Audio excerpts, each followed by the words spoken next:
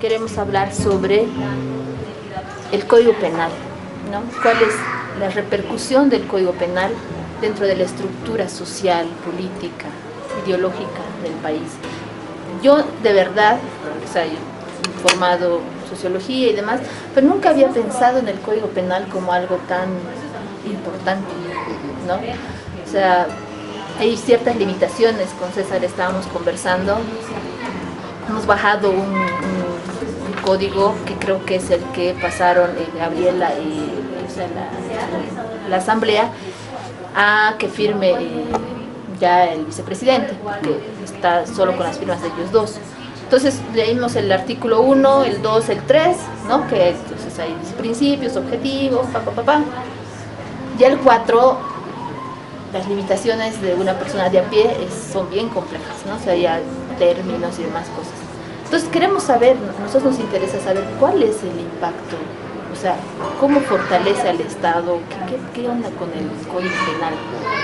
Esa es la primera pregunta que lanzamos para que la gente que nos pueda ver diga, de eso se había tratado, esto que es tan importante, que ha paralizado parte del país, ¿no? Que ha removido muchas cosas conflictivas, ¿no? Y pues y ahora parece que se ha olvidado, no sé, o sea, por los medios de comunicación hacen pasar muchas cosas demasiado rápido, digamos, ¿no? Y por eso también la intención de retomar y ver qué pasa con eso.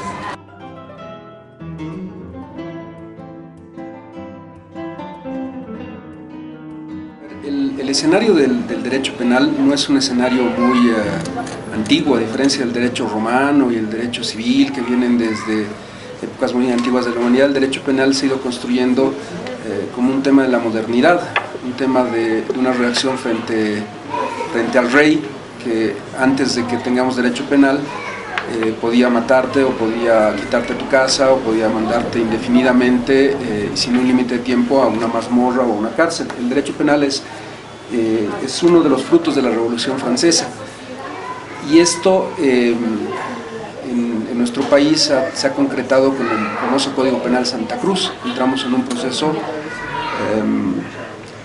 de construcción de país con la legislación española al principio, con un reconocimiento muy fuerte en toda la región a Bolivia, porque hay que acordarnos que la Audiencia de Charcas era la Corte Suprema de todo el Virreinato de la Plata, es decir, que cualquier caso de Argentina finalmente se resolvía en Sucre, con los oidores de la Audiencia de Charcas, y con un inicio ya de derecho penal, que se concreta en el Código Santa Cruz, en 1834, 35, ya tienes una primera codificación penal boliviana, muy similar a la francesa, pues ya tienes un código penal, y ese código sobrevive hasta Banzer, hasta el decreto ley 10426 que el presidente Banzer, la comisión codificadora, Gastón Ledesma, que ha sido nuestro profesor, el doctor, tenía varios apodos, pero no los vamos a decir ahora, pero el doctor Ledesma es parte de esa comisión codificadora que aprueba este código penal, que ya nos va a plantear algunos avances significativos a lo que era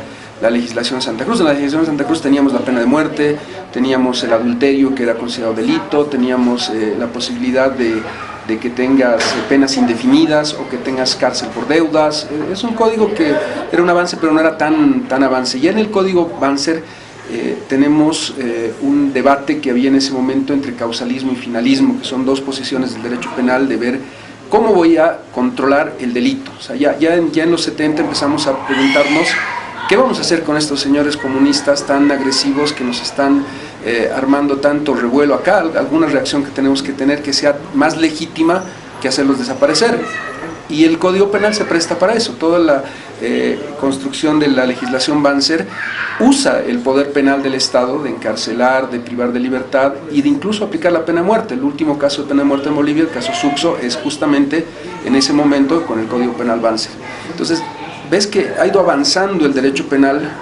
Hemos llegado a un momento en el que teníamos el Código Banzer, pero no era suficiente. Y cuando viene la democracia, una de las primeras deudas que había que reparar era ver qué hacíamos con tantos desaparecidos, qué hacíamos con todo lo que había ocurrido en la dictadura, y ese primer juicio emblemático a García Mesa, que lleva Juan de Granado exitosamente, ya empieza a marcar unas pautas de reforma. Una de las primeras leyes que se aprueba en democracia es una ley que sanciona el delito de retardación de justicia, que crea el tipo penal, que es clásico, que en Bolivia nuestro principal problema es que los juicios duran eternamente, de retardación de justicia, es de una de las primeras leyes que saca el Parlamento. No es suficiente y empiezan a haber unos procesos de reforma que siempre tienen como eje lo penal. Luis Ocio Sanginés, de vicepresidente, arma una comisión, el CONARE, el Consejo Nacional de Reformas, y se empieza a pensar que teníamos que tener un fiscal general que elige el Parlamento y que no sea un apéndice del Ministerio de Gobierno. Comenzamos a pensar que había que ajustar la ley, y ese proceso termina de cuajar con René Bladman. Yo diría que uno de los aportes significativos de la gestión de René Bladman en derecho penal, en esto que estamos hablando de Código Penal, es la ley de abolición de prisión y apremio corporal, la ley de fianza juratoria, la ley Bladman, que le llamaban, y que todos los abogados le pedían la cabeza del doctor Bladman. Recuerdo esa época, éramos estudiantes de universidad, ya estoy viendo de cuándo hemos estudiado Derecho, el 97. Sí, no se estás adelantando. Ya era un momento importante para el país. Había muchos cambios estructurales, participación popular, han hecho la capitalización, INRA, todas las reformas estas tienen un componente en justicia que va al componente penal. Viene a Bolivia Strattenberg, que es el tratadista más importante en derecho penal, viene Marquiet, viene Jacobs, vienen todos los penalistas a trabajar en ajustar el Código Penal. Y se llega a aprobar una reforma importante con estas leyes que les planteo. Dices, en Bolivia, en la cárcel, no había más de 4.000 privados de libertad en todas las cárceles, ahorita estamos por llegar a 20.000, es un tema muy alto, pero esos 4.000 presos, casi la mitad estaban por deudas. No habían cometido un delito, ni narcotráfico, no habían matado a nadie, ni habían robado a nadie. La mitad de la gente estaba porque no le había pagado a su abogado o le debía plata a alguien. La cárcel era una forma de cobrar deudas, y eso en todo el mundo se había eliminado, y Bolivia era uno de los últimos países que quedaba para eliminar ese tema. Un avance importante en los derechos humanos. También la gente se quedaba en la cárcel porque no tenía fianza. Entonces se dice fianza juratoria, si estás más de 2 años en ese momento en la cárcel, te vas a salir por fianza juratoria, y se aprueba el Código Penal. El 10 de marzo del 97 se ajusta el Código Banzer, se le da una actualización normativa, pero solamente en la parte general, en la parte de entender qué es el delito, qué es la autoría, la complicidad. Ahí ya se pone delitos informáticos, se pone lavado de dinero, muy poquitos casos penales. Delitos, tipos penales es la conducta, es decir, el asesinato, el robo, el crimen organizado, todo eso es parte del derecho penal, y en ese código, en la reforma Bladman, se toca muy pocos de esos artículos de delitos, se trabaja más en la parte general, en la parte de entender qué es el delito. Y ahí viene el Código Procesal Penal. El nuevo Código de Procedimiento Penal, que ya está bien viejo, que es el que está vigente, la ley 1970, no logra aprobarla Bladman porque Sánchez de Lozada quería que sean los códigos Sánchez de Lozada, él quería que sean los códigos Bladman, y finalmente, en una pelea política absurda, terminan de perder la oportunidad, tema de egos absoluto, y pasa al ministro de Justicia, que en ese caso estaba el Carlitos Goitia, luego entra el Lucho Vázquez, y el Luis Vázquez, con la gestión Banzer, termina de aprobar el Código Penal. Por segunda vez, la ley 1970 de procedimiento penal es una legislación Banzer que en ese momento histórico recibe mucho apoyo de USAID. El Reinaldo Imaña, que es uno de los autores de ese código, el redactor de ese código, también del actual código, y su equipo hacen un trabajo desde USAID, me parece importante, interesante, de que haya juicio por jurados, de que haya oralidad, de que tengamos garantías, de que la cárcel no sea un castigo, sino cumpla algún fin para la sociedad. Es una reforma que viene de un movimiento latinoamericano, que lidera bastante Alberto Binder en Argentina, Fernando Cruz en Costa Rica. Es un movimiento que no podemos decir que es boliviano, es un movimiento regional que acoge el garantismo como una forma de llevar y entender el derecho penal. No castigo por el castigo, sino el castigo o la pena como con un fin concreto. No criminalizar la pobreza, sino solucionar un problema que había de seguridad en ese momento con el narcotráfico. O sea, ¿por qué USAID está aquí? ¿Por qué hay tanta injerencia, si tú quieres, de los gringos para aprobar este código en toda la región? Porque les preocupaba el narcotráfico y había que regular el tema penal de narcotráfico. Y este código, que tenía una apuesta muy fuerte por la eficiencia, por la oralidad, por los jurados, porque no tengamos tanta gente en la cárcel, no ha cumplido el mandato. De esos 4.000 presos que te hablo, entraremos al gobierno del MAS, no llegábamos a 7.000, resulta que ahora estamos por llegar a 20.000. y el 75% o el 80% no tiene sentencia. Y entre ese año, el 2001 me refiero, y el 2018, de la ley 1005 del Código Penal que nos comentas, que es el número de la ley del Código Penal, es la ley 1005, ha habido muchas contrarreformas. Creo que es criticable que en el MAS, yo siempre digo que hay tres personas que son los ideólogos, mal o bien, el ministro Arce, Bomborris, que representa a la Suprema, y Ramiro Guerrero. En los últimos años, tal vez Wilfredo Chávez en alguna medida, han hecho un proceso de contrarreforma al sistema garantista que teníamos. Se aprueba la ley Marcelo Quiroga, que pone dos barbaridades del tamaño del mundo: la retroactividad de la ley penal, algo que hoy día no es delito, que alguien podría decir, reunirse en la fundación para debatir sobre el código es delito de aquí a 2 años, en el futuro, el 2020, y podrían sancionarnos penalmente. Eso no se puede hacer. Es una barbaridad, es un abuso total que no se debe hacer. Pero la ley Marcelo Quiroga Santa Cruz dice eso, que se aplica la ley penal de manera retroactiva y que esos delitos nunca prescriben, que toda la vida tienes que, si has sido funcionario público, tienes que guardarte tus papelitos e informes hasta que te mueras, porque en cualquier momento la Fiscalía puede perseguirte penalmente. O sea, es una contrarreforma muy fuerte que se inicia, y tiene otros hitos como la ley de descongestión del sistema procesal, la eliminación de los jurados, una serie de barbaridades que han pasado en estos años, 2006 a 2018, que realmente son graves. Lo que ha pasado de la audiencia intermedia es un tema muy técnico que les planteo, pero nos refleja una cifra estadística terrible de 300.000 delitos que se producen en Bolivia. Todos los delitos, desde robar un autoparte hasta matar a alguien, todos los delitos son 300.000, es la estadística que hay en Bolivia. Solamente resolvemos 1.000 casos con sentencia definitiva de la Corte Suprema. Entonces hay 299.000 delitos cada año que están en la impunidad, que no se resuelven.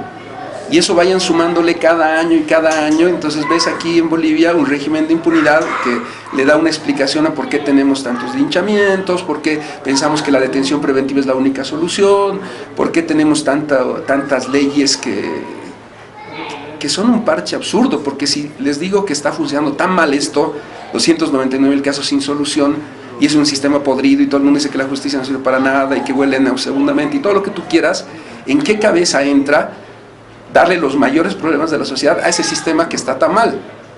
¿Por qué digo eso? Porque la ley 348 de violencia contra la mujer es una ley que se basa en mandar a la cárcel a la gente, de usar el sistema penal. Porque todas las leyes de violencia política a la mujer, derecho penal. Hasta el tema de los animalitos, derecho penal. O sea, todo lo mandemos a ese sistema penal que no sirve, que ya está completamente congestionado. Entonces, ¿qué es la ley 1005? La ley 1005 para mí es un gran avance, porque esa ley tomaba, con el equipo que trabajó en algún momento Alberto y Rinaldo, que trabajó en esto, tomaba muchas cosas de los errores que hemos cometido todos estos años en la región, en Latinoamérica, en materia penal, los corregía y les daba una visión de vamos a ser eficientes ahora sí. Nos hemos equivocado en la audiencia intermedia, en la detención preventiva, hemos cometido errores desde el 2001 hasta la fecha, en 17 años hemos aprendido, corrijamos, mejoremos y vamos a trabajar en esto. Bien, pero ese código de procedimiento penal que estaba trabajado con esa garantía tan importante, en el Parlamento han decidido unirlo con el Código Penal, con el catálogo de delitos. Que ese catálogo de delitos, la verdad que todo el mundo niega su paternidad. Hasta el momento todos te van a decir, sí, el Reinaldo ha trabajado la parte procesal, la Rosalía ha trabajado en alguna cosita, el doctor Binder vino para esto, hasta Baltasar Garzón opinó sobre el código, todo el mundo consultó, pero cuando preguntas, ¿quién hizo esta parte de los delitos? O sea, ¿quién hizo el tema de la negligencia médica, de los choferes, de la queja de las iglesias a la trata de personas? ¿Quién hizo los delitos? O sea, ¿quién ha hecho esta parte? Y nadie te responde. Y cuando les dices, muchachos, la exposición de motivos, una ley como esta tiene que tener exposición de motivos. Han tuiteado varios parlamentarios un documento que dice exposición de motivos. Denos, explíquenos dónde está. No hay exposición de motivos para la parte de delitos. Sí hay exposición de motivos de la parte procesal, de esta parte que les hablo de los procedimientos que se ha trabajado con Reinaldo. Entonces, ya empiezas a decir, oigan, pero si ustedes sabían que este tema es un tema sensible, como has planteado, tan duro, tan fregado para una sociedad, porque a todo el mundo le toca el delito, al médico, al abogado, al chofer, al ganadero, todos van a ser tocados por el Código Penal. Esto es una ley muy fregada. ¿Por qué unir los dos códigos? ¿Para qué los vas a unir si es tan complicado tratar cada uno por separado? ¿Para qué unir los dos? El modelo ecuatoriano. Pero el modelo ecuatoriano no ha fracasado, no es una buena experiencia. Los ecuatorianos unieron el penal, el procesal y la ejecución penal más. No le ha ido muy bien. Ni Correa, con todo su poder político, logró que funcione bien. No hay otros países que hayan usado ese modelo. Pero yo leo y entiendo que Gabriela Montaño, la cual aprecio mucho, que la misma Susana Rivero, que todo el movimiento, la Mónica Bayá, tenía una deuda con su sector muy fuerte. Tenían la deuda del tema del aborto. Y querían aprobarlo, a como de lugar. Y acordate que la elección judicial del 3 de diciembre no ha sido una buena gestión, no ha sido una buena actuación, había problemas en el país, había que hacer algo como gestión parlamentaria. Entonces deciden aprobar este código y comienza el debate el 5 de diciembre, 4 de diciembre y termina el 15. O sea, dos códigos se los terminan en 10 días en el Senado. 2 días para hacer toda la revisión en las comisiones y 8 días para aprobar en el Pleno, en grande, en detalle y en revisión. El único artículo que ha sido votado nominalmente ha sido el del aborto. Y han suspendido el tema de los médicos para el final. No ha habido debate parlamentario, ni del oficialismo ni de la oposición, cuando en verdad este Código Penal, pucha, lo debates, pero cada artículo. O sea, no me gusta la pena que le estás dando al abigeato, no me gusta que tengas microtráfico. ¿Por qué vas a sancionar a los narcotraficantes grandes lo mismo que a los chiquitos? No hubo debate. Y el vicepresidente el 15 de diciembre promulga el código. Y obviamente los médicos dicen, oye, no nos han preguntado, estábamos hablando, ¿qué ha pasado aquí? Y ahí le sumas a los choferes, dicen, oye, un ratito, ¿estás subiendo la pena del homicidio en accidente de tránsito? Y no nos has preguntado. Y tenemos senadores choferes y diputados choferes. O sea, ¿qué ha pasado aquí? ¿Por qué han sacado tan rápido después de un fracaso tan grande como la elección judicial? ¿Qué es lo que les ha pasado? Es una construcción que es una suma de errores tras errores de una cosa que yo creo que era buena. Y terminas con el código aprobado en diciembre con una movilización social de los médicos tan terrible.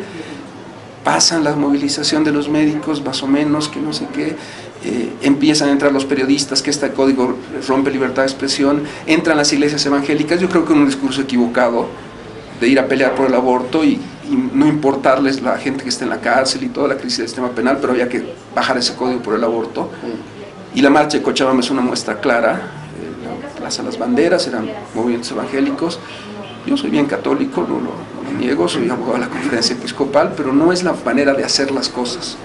Aprovecharte las circunstancias para bajarte el código, que era bueno, no era el camino. Yo siempre he planteado que íbamos a plantear un recurso constitucional contra el aborto y lo íbamos a ganar, creo, pero no era el camino. Se aprovecharon todos y salió la abrogación.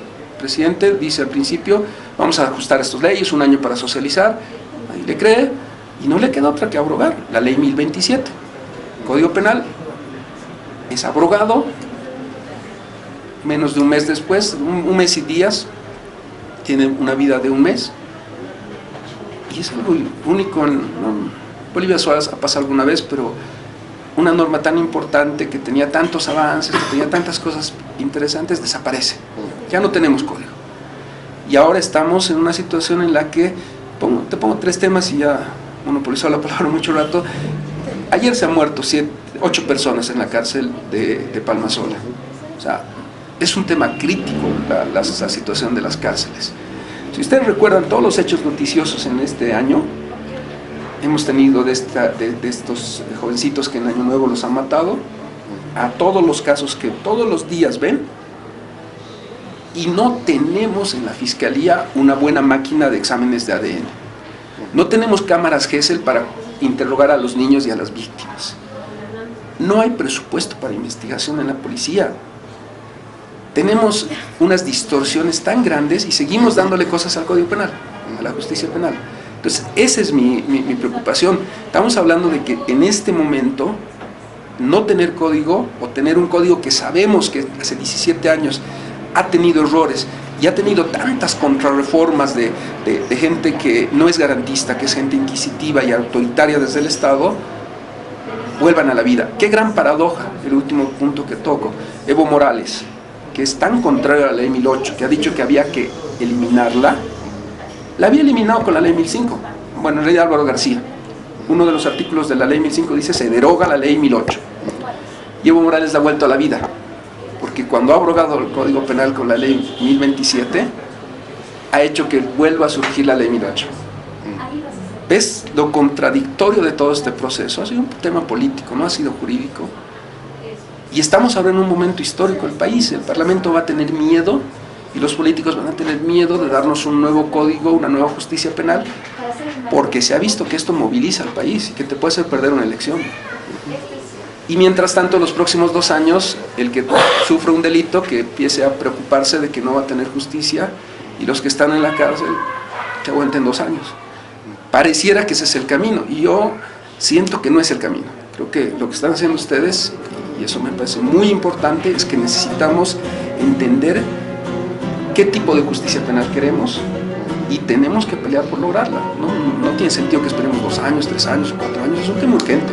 Es un tema como la salud o la educación que no podríamos estar esperando que se mejoren porque nos caiga del cielo.